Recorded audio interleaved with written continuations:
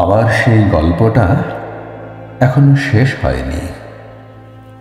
শোনো, পাহাড়টা আগেই বলেছি ভালোবেসেছিল মেঘকে, আর মেঘ কিভাবে শুকনো খটখটে পাহাড়টাকে বানিয়ে তুলেছিল ২৬ বছরের ছোকরা।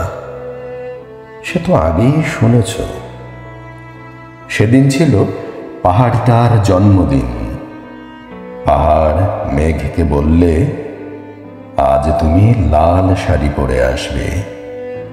মেঘ পাহাড়কে বললে, আজ তোমাকে স্নান করিয়ে দেব চন্দন জলে।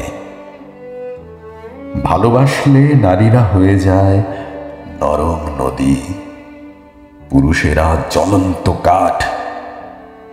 সেইভাবেই মেঘ ছিল পাহাড়ের আলিঙ্গনের আগুনে, পাহাড় ছিল মেঘের ঢেউ জলে। হঠাৎ আকাশ জুড়ে বেজে উঠল ঝড়ের জগঝম্প। ঝাঁকড়া চুল উড়িয়ে ছিনতাইয়ের ভঙ্গিতে ছুটে এলো এক ঝাঁক হাওয়া।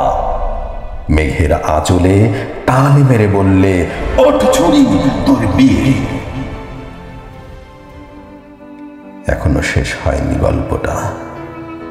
বজ্রের সঙ্গে মেঘের বিয়েটা হয়ে গেল ঠিকই, কিন্তু পাহাড়কে সে কোনো দিন ভুলতে পারল না।